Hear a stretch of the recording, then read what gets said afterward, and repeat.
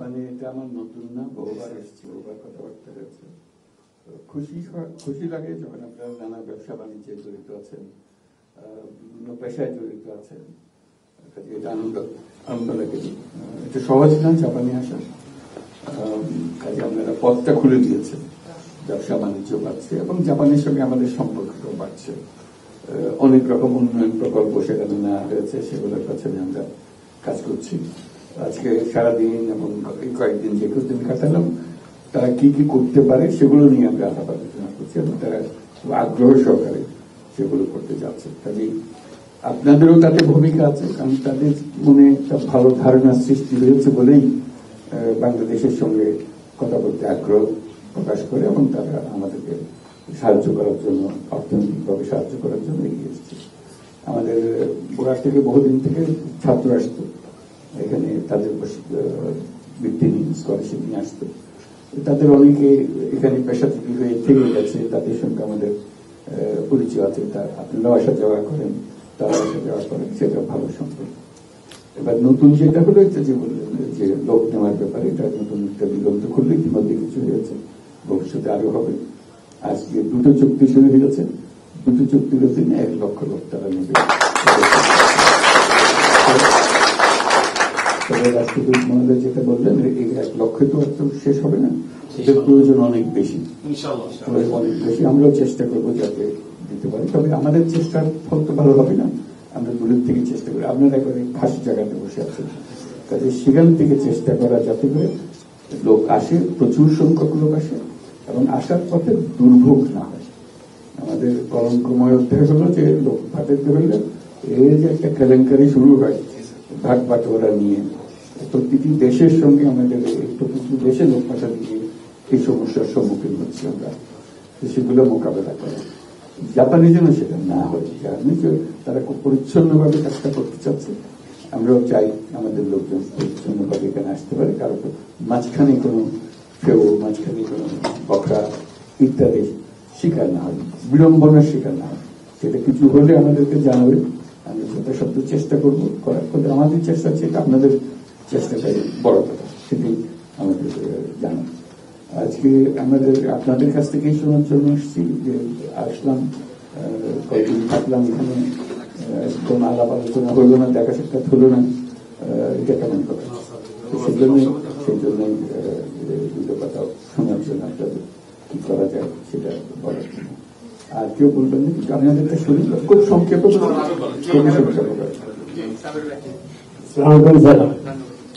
সাদা চুল হয়ে গেছে স্যার 2016 থেকে আপনি এখানে যে সময় বাংলাদেশে নোবেল লরিট হলেন, আমরা ওই সময় অ্যাম্বাসেডর ছিল আসাদুল্লাহ স্যার, ওনার তত্ত্বাবধানে আমরা জাপানে একটা সুন্দর সমাজ গড়ে উঠেছিলাম। এই সমাজটাকে নষ্ট করে দিয়েছে স্যার এই এম্বাসি। এটা আওয়ামী লীগের একটা রাজ্য হয়ে গেছিল। এখানে আমি নিজে একজন ওয়ার্ল্ড ওয়াইড ব্যবসায়ী, আমাকে 10 বছর যাবত এখানে ঢুকতে দেয়নি। আজকে আমাদের এম্বাসিতে আসতে পারি নাই। আমি চৌকস এম্বাসিডর দেওয়ার সঙ্গে বলছিলাম, স্যার যদি আমাদের প্রধান উপদেষ্টা জাপান আসে বন্ধ নয়, এটা আমরা আপনি যেন বাংলাদেশ, আপনার জন্য যে আমাদের যে নির্বাচন আপনি দিবেন বলছেন ডিসেম্বর এবং জুনের ভিতরে, ইনশাল্লাহ ডিসেম্বর আপনি যেখানে আপনি নির্বাচন দিয়ে সুন্দর একটা সরকার ভুল করেছে, আপনাকে কষ্ট দিয়ে তারা কিছু করতে পারেনি। জাপান আপনার সম্মান অটুট রেখে মাহাথির মোহাম্মদ মালয়েশিয়া তৈরি করেছে, আমরা আপনাকে দিয়ে বাংলাদেশ তৈরি করতে চাই। বাংলাদেশ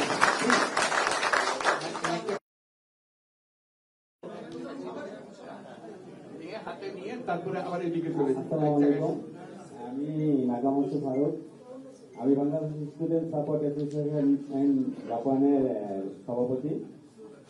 আমি স্টুডেন্ট কনসালটের সাথে জড়িত। গতকাল মাননীয় প্রধান উপদেষ্টা মহোদয়ের হিউম্যান রিসোর্স সেমিনারে আমরা জানতে পেরেছি যে 1 লক্ষ স্টুডেন্ট, 1 লক্ষ জনশক্তি জাপান রপ্তানি করবে। তো আমরা একসাথে আমরা বাংলাদেশের সকল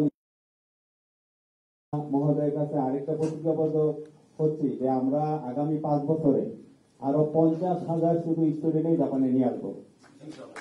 এবং এই ব্যাপার নিয়ে আমাদের স্টুডেন্ট কনসালটেন্সি নিয়ে কাজ করতে গিয়ে আমরা বিভিন্ন সমস্যার সম্মুখীন হচ্ছি। তার কয়েকটা সমস্যা আমি একটু তুলে ধরবো। একটা হলো অনেক করতে পেরেছি। বিএসএফ একটা সংস্থা বাংলাদেশে স্টুডেন্ট এখন যে এম্বাসি থার্ড পার্টি দিয়েছে, এখানে অনেক বাংলাদেশের স্টুডেন্ট দিন দিন বৃদ্ধি পাওয়ার কারণে জাপান সরকার থার্ড পার্টিকে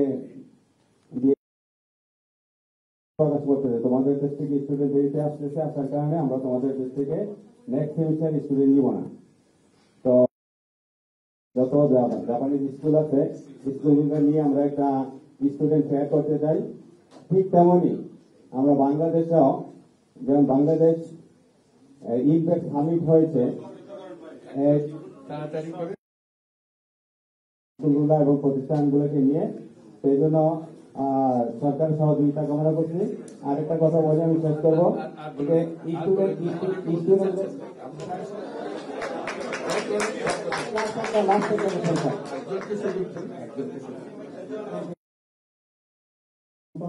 ইসলামিক কালচার এবং আমাদের বাংলাদেশি কালচার শিক্ষাদান করি।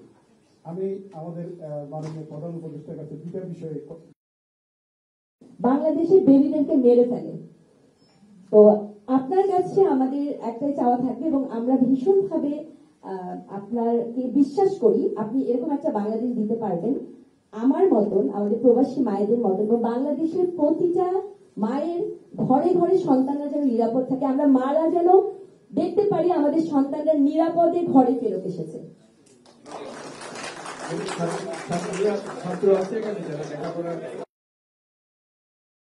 খাদ্য আমদানি করছে এবং সেটা জাপান প্রবাসী থেকে শুরু করে এশিয়ান অন্যান্য বাংলাদেশের বিক্রি করছে। তো বর্তমানে বাংলাদেশ বিমান এয়ারলাইন্সের মাধ্যমে আমরা বাংলাদেশ থেকে সবজি এবং তাজা মাছ আমদানি করছি এখন।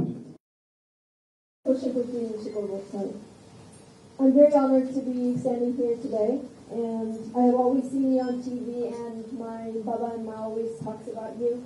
So I've grown up seeing you, and you're my idol. So to do something meaningful for Bangladesh and later on the world, me and two of my Japanese friends are actually making a woman-only taxi service. It will start in Bangladesh to support safe transportation for women customers and create jobs for women as drivers. Although the dream is big, we hope to expand eventually to similar countries and potentially worldwide. We're actually finalists in Technovation Girls Japan and invited to pitch next month.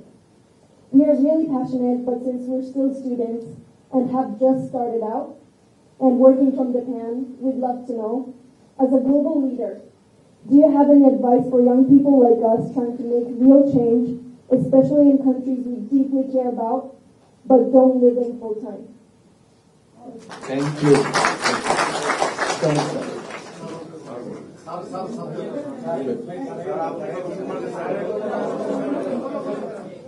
Hello sir, আমি marksheet, আমি Tokyo international ইউনিভার্সিটিতে আমার ইকোনমিক্সে পড়ার পিছে আপনি অনেক বড় ইন্সপাইরেশন। আমার একটা খুবই ফান্ডামেন্টাল কোয়েশ্চেন আছে। সবাই স্টুডেন্টকে জাপানে আনতে চায়, বাট আমি বাংলাদেশে আবার ব্যাক করতে চাই, কিন্তু একটা রাষ্ট্র হিসেবে আমার কাছে মনে হয় আমরা যারা এখানে স্টুডেন্ট বসে আছি সবাই একটা কনসার্ন হচ্ছে দেশ হিসেবে আমরা কখনো সোশ্যাল সিকিউরিটি, অর্থনৈতিক সিকিউরিটি, আমাদের লাইফের সিকিউরিটি, আমাদের পলিটিক্যাল সিকিউরিটি আমরা কোনো সিকিউরিটি পাই না। এই জন্য একটা বড় কারণ, অনেকগুলো কারণের মধ্যে একটা কারণ আমরা বাইরে চলে এসেছি, বিভিন্ন দেশে আমরা চলে গিয়েছি। তো রাষ্ট্র হিসেবে আমরা কবে বাংলাদেশের থেকে সেই সিকিউরিটিটা পাবো? এবং বিদেশের মাটিতে ব্যবসা করাটা অনেক বেশি জটিল জাপানের আইন অনুযায়ী। তো আমরা গ্রাজুয়েশনের পরে যদি কোনো উদ্যোগ নিতে চাই তাহলে আমার আপনাকে পেয়ে আমরা আজকে, আমার একটা প্রশ্ন হলো, প্রশ্নটি আপনার কাছে জানতে চাই যে আপনার যে 3-0, নো পভার্টি, নো আনএমপ্লয়মেন্ট এবং নো কার্বন, এই 3-0 যে আপনাদের কনসেপ্টটা আমরা জাপান প্রবাসী বাংলাদেশি যারা আছি আমরা কিভাবে এটাকে জাপান বাংলাদেশ ব্রিজ কানেকশন হিসেবে প্রকল্প ছিল, এটা চায়না এবং জাপান অন্যান্য দেশে পেয়েছে। আমি শুধু এখানে একটা কথা আপনাকে বলবো, এটা আমার নিজের অভিজ্ঞতা থেকে, জাপান যত মেগা প্রকল্প করেছে ওরা শুধু ম্যাক্সিমাম হেড অফ পার্সন যারা ইঞ্জিনিয়ার থেকে উপরে লেভেলের 10 জন লোক, এর থেকে বেশি এরা নেয় না। লোকাল বাংলাদেশের সব স্টাফ তারা ব্যবহার করে। চাইনিজরা দেখেন ওরা আপনার কনস্ট্রাকশন ইকুইপমেন্ট থেকে নাট বোল্ট থেকে সবকিছু চায়না থেকে নিয়ে আসে। আমাদের দেশে কোনো কর্মসংস্থান হয় না চায়না প্রজেক্টে। এটা আমি নিজের অভিজ্ঞতা থেকে, আমি নিজের ইকুইপমেন্ট নিজে বাংলাদেশের আমি একজন সিআইপি 2 দুইবার এই সরকার আপনি আপনাকে সিআইপি করেছেন, তার জন্য অনেক ধন্যবাদ। আমি বিশেষ করে দেখেন যমুনা এবং ইসের বিদ্যুৎ তিনটা যে ব্রিজ হয়েছে, এখানে কিন্তু জাপান প্রজেক্ট থেকে 700 কোটি টাকা তারা বাংলাদেশ সরকারকে ফেরত দিয়েছে। চায়না কোনো কোম্পানিতে আজ পর্যন্ত প্রথম হলো যে আপনাদের সঙ্গে দেখা করাটাই আমার মূল লক্ষ্য ছিল, যে আলাপ করা, দেখা, আপনাদের খবর নেওয়া, এবং আপনাদের খবর নেওয়ার জন্য আমাদের রাষ্ট্রদূত মহোদয় আছে, সরকারের কাছে যত আবেদন নিবেদন আছে ওনার মারফতেই যাবে, যথাযথ মন্ত্রণালয়ে যাবে। তো আজকে যেহেতু সরাসরি আপনাদের সঙ্গে দেখা হচ্ছে, জেনে নেওয়া সমস্যাগুলো, আজকে আবার কিছু জেনে গেলাম, সেগুলো আমাকে সংগ্রহ করে সবাইকে আমাকে দিলে আমি মন্ত্রণালয়ের কাছে শুনবো যে কি ব্যাপার, ওনারা যেগুলো বলছেন সেগুলো কি হলো। সবকিছু বিমান হোক, রেল হোক, যত কিছু আছে, যার যার মন্ত্রণালয়ে না পৌঁছলে তো জব পাবো না। আমি মুখে বললে তো এটা কথার কথা বলে, এটা কোনো ব্যক্তি নেই। তাকে ব্যক্তি করার জন্য এগুলো ওনাদের কাছে পৌঁছে দেবো, ওনার সচিব জব রাষ্ট্রদূত মহোদয়ের কাছে জানিয়ে দেবেন। উনি হলেন আপনার সরকারের সঙ্গে যোগসূত্র, ইনি হলেন সরকার জাপানি, কাছে বাংলাদেশ সরকার যত কিছু আছে উনি হলেন তার প্রতিনিধি, যার কাছে সমস্ত সমাধান। আমাদের যেটা আলাপ হলো সেটা যেহেতু এসেছি আপনাদের সঙ্গে দেখা করা এবং বলা যে আপনারা এখানে আছেন বলে জাপান সরকার আমাদের প্রতি এত সদয় এবং সহানুভূতি আমাদের কাছে দেখায়, যেহেতু আপনাদের সঙ্গে তাদের পরিচয় আছে, দেখা সাক্ষাৎ আছে। ভবিষ্যতে আরো কত কি করা যায়, যে আমাদের উপরে যেগুলো বলছেন সে আমাদের অংশটা আমরা অবশ্যই করবো, কিন্তু আপনাদের অংশটা একটু জোরদার করতে হবে। কারণ এখানে আপনারা আসছেন, ব্যবসা কিভাবে বাড়াতে হবে সেটা উদ্যোগ আপনাকে নিয়ে, ওখান থেকে বসে গিয়ে আমরা ব্যবসার কথা বলতে পারবো না। ওই যে ছাত্র বললো যে ওইখানে পরিস্থিতি ঠিক করে দিলে আমরা আসবো, আমরা তো ওটা পারবো না। সারা দেশ একজনকে নিয়ে যাওয়ার জন্য সারা দেশ পাল্টে ফেলতে পারবো না। দেশ যেভাবে আছে ওইভাবে যেতে হবে, ওখানে গিয়ে দেশ মেরামত করতে হবে। এখান থেকে দেশ মেরামত হবে না। কাজে ওইখান থেকে বললাম যে আপনারা ঠিক করে দেন, আমরা আসছি, ওটা ঠিক হবে না। বরং আমি দেশের নাগরিক হিসেবে আমার দায়িত্ব আছে। আমি এখান থেকে যেটা দেখছি, আমি দেখছি যেটা ঠিক হচ্ছে না, কাজে নাগরিক হিসেবে আমি দায়িত্ব নিলাম যে আমি যাবো, আমার অংশ আমি পালন করবো, আমি চেষ্টা করবো আরো 10 জনকে আমার সঙ্গে করার জন্য, যাতে করে এটা সংশোধন হবে না কেন। এই সংশোধন করার ব্যাপারে এটা সারা দেশ লাগে না, একজন উঠে দাঁড়ালেই হয়, একজনের জন্যই দরকার। এটা আমার মনে করার কিছু নাই যে হ্যাঁ আমি একা গিয়ে কি করবো, এই একার থেকে শুরু, একজন থেকে শুরু হয় সবকিছু। এই যে এত বড় বড় আন্দোলন হলো, এবার হয়তো একজন দুজনেই ছিল শুরুতে, তারপর আস্তে আস্তে বাড়তে আজকে পুরো দেশে বাড়তে পেরেছে। এই যে ছাত্ররা প্রাণ দিল, তাদের মনে যে স্বপ্ন, সেটা কিভাবে আমরা বাস্তবায়ন করি, সেই বাস্তবায়নের অংশীদার হতে হবে আমাদেরকে। আমরা দূরে থেকে শুধু জানলাম, বুঝলাম, আমাদের ভূমিকা, আমরা এখানে আছি বলে ওইটার অংশ নই, এটা মনে করা ঠিক হবে না। আমরা বাংলাদেশে আপনাদেরও বন্ধু বান্ধব আত্মীয় স্বজন সবাই আছে ওখানে, আপনারাও মাঝে মাঝে যাচ্ছেন, আপনাদের ব্যবসা বাণিজ্য আছে, কাজে সবটা মিলিয়ে একসঙ্গে আমাদেরকে কাজ করতে হবে। তো আপনাদের সুবিধা হলো জাপান সরকারের উপরে আপনাদের প্রভাব বিস্তার করা, কোথায় কি হচ্ছে, এই যে নতুন লোক দিচ্ছে, ভাষা শেখা ইত্যাদি ইত্যাদি, কিভাবে সহজে করা যায়, সঠিক পন্থা কোনটা। কারণ আমাদের যতটাই সুবিধা আসে এর মধ্যে ফেউ বেরিয়ে যায়, উল্টো পথে নিয়ে যাওয়ার জন্য ফিরে যায়। এইটা আমাদের নষ্ট করে তারপর জাপানিরা যদি দেখে যে এরা সবসময় গোলমাল করে, কাজে ওদেরকে আসতে দেওয়া হবে না। এরকম হয়েছে অন্য দেশের সঙ্গে, আমি ব্যক্তিগতভাবে জানি, তারা সমস্ত লোক নেওয়া বন্ধ করে দিয়েছে, বহুদিন ধরে তারা নিচ্ছে না। যখন তাদের সঙ্গে বৈঠকে বসলাম, তারা বললো যে তোমাদের সবকিছু বোমা, এই যে কাগজ দাও সেটা বোমা, নাম দাও সেটা বোমা, পাসপোর্ট দাও সেটা বোমা, এই বোমা লোকের সঙ্গে আমরা কিভাবে কাজ করবো, এত বিরক্ত হয়েছি। শেষ পর্যন্ত তোমাদের দেশ থেকে লোক নেওয়াই বন্ধ করে দিয়েছে। আমাদের বহু কষ্ট গেছে। এই লুৎফেসের দিকে এখানে আছেন, ওনাকে একদম লাগিয়ে রেখেছিলাম যে এইদের একটু কি সমস্যা, কিভাবে দরজা খুলতে পারে। উনি বাড়ি বাড়ি গিয়ে তাদের সবার সঙ্গে আলাপ করে, তাদের উপরওয়ালা যারা আছে তাদের সঙ্গে আলাপ করে যে আমরা অতীতে ভুল হয়েছে, আমাদের দায়িত্ব হলো ভুল সংশোধন করে দেওয়া। সামনে যাতে এটা না হয়, বহু কষ্ট করে এখন সেই দরজা আস্তে আস্তে একটু খুলছে। এই হলো আমাদের মুশকিল, যেটাতে হাত দিই বেচা, যেটাতে হাত দিই ভুয়া। কাজে এখন যে লোকানার রাস্তা শুরু হলো, আমার কিন্তু বড় সন্দেহ হচ্ছে এটার মধ্যে ভুয়া লোক ঢুকে পড়বে। ভুয়া লোক ঢুকে এই জাপানি সরকারের মধ্যে এমন মেজাজ খারাপ করবে, তা বলবো বাদ দাও, এদের বাদ দাও, দুনিয়া থেকে দেশ নেয় নাকি। আমরা আজকে বহুবার বুঝেছি তাদেরকে যে আমাদের ছেলে মেয়েরা কত সুন্দরভাবে কাজ করে দিতে পারে, তারা এফিসিয়েন্ট, তারা অন্যান্য দেশের কাজ করছে, তাদেরকে নিলে ভালো হবে, যত সম্ভব পারা সুবিধা নাও। তারা বলছে আমরা নেব, সেই জন্য তাতে কোনো সীমা রেখা নেই, এর পরে নেব না, বা দেশওয়ারি কোনো কোটা নেই যে এত বাংলাদেশ থেকে এত আসবে, ওরকম কিছু নেই। এটা হলে আমরা কত সুন্দরভাবে করতে পারি, তাদের যেন মনের মধ্যে কোনো কষ্ট না হয়, যারা আসবে তাদের উপরে নজর রাখা, তারা এসে আবার বাজার করতে পারে, আসলো এক কাজে দিয়ে আরেক কাজে করতে পারবে, ক্রিমিনাল অ্যাক্টিভিটিতে জড়িত হয়ে বলবে, তখন জাপানিরা কি আর বাংলাদেশের দিকে নজর দেবে না? ওইটুকু ঠিক করে। আপনারা হলেন মুরব্বী, এখানে অনেকদিন ধরে আছেন, আপনারা মুরব্বী, আপনারা প্রতিনিধি, আপনারা আমাদেরকে গাইড করবেন রাষ্ট্রদূত মহোদয়ের মাধ্যমে, পলিসিগুলো ঠিক করবেন। এই যে এইটা পাওয়া যায় না, ওটা এনআইডি পাওয়া যায় না, এটা কথা হলো আজকের জমানায় এনআইডি পাওয়া একটা সমস্যার কথা। তা আমরা প্রথম থেকে শুরু করছি যে এখন থেকে সবকিছু অনলাইন হবে। তো অনলাইন যদি বাংলাদেশে হয়, এখানে হওয়ার অসুবিধার কিছু নেই, পাসপোর্ট অনলাইন হবে, আপনি ঘরে বসে এখানে দূতাবাসে আসার রান্নার দরকার নেই। আমরা তো সব পরিপক্ষ মানুষ, আমরা সমস্ত সবকিছুতে এই জাপানে টেকনোলজি না জানা পর্যন্ত, অনলাইন জিনিস না জানা পর্যন্ত কিছু করার তো উপায় না। কাজে এখন আপনি ঘরে বসে আপনার পাসপোর্ট নেবেন, এটা ই পাসপোর্ট, আপনার এনআইডি কার্ড নেবেন, সবকিছু ঘরে বসে করবেন। এটা আমরা বাংলাদেশে শুরু করেছি, হয়তো টেলিভিশনে দেখেছেন হয়তো, যে আমরা নাগরিক সেবা কেন্দ্র বলে সেবা কেন্দ্রে কতগুলো দোকান খুলে দিয়েছি, সুন্দর তার চেহারা আছে। ওখানে ছেলে মেয়েরা তারা প্রশিক্ষণ প্রাপ্ত, তারা ব্যবসা করে। অর্থাৎ আপনি আমার কাছে পাসপোর্ট চান, আমি আপনাকে পাসপোর্ট দেবো, এরকম দোকান সব জায়গায় খুলে দেবো। আপনাদের এখানে দরকার আপনারা একটা খুলে দেবেন, এটা ব্যবসায়ী, এটা কোনো ওনার সঙ্গে আর কোনো সম্পর্ক নেই, এটা ব্যবসা। আপনি পাসপোর্ট দেবেন, আপনি ভিসা দেবেন, দূতাবাস পাসপোর্টের জন্য, ভিসার জন্য, রিনিউয়ালের জন্য, ট্যাক্স দেওয়ার জন্য, কোন কাজের জন্য আমরা বাংলাদেশে আগে শুরু করি। এখন তাৎক্ষণিকভাবে এখানে হবে, যতটুকু হয়। এবং আপনাদের এই ব্যবসায়ী যে নামতে চান, আমরা এই পাসপোর্ট দেবো। এই ব্যবসার জন্য তো যখন খোঁজ নেন ওরা কি করে, আমরা তো ব্যবসায়ীদের হাতে দিয়েছি। তাহলে আপনি খোঁজ নেন, সেই ব্যবসা আপনি এখানেই করেন, যদি ওখানে করা যায় এখানেও করা যায়, কারণ এটা তো এক জিনিস, অনলাইন এক জিনিস।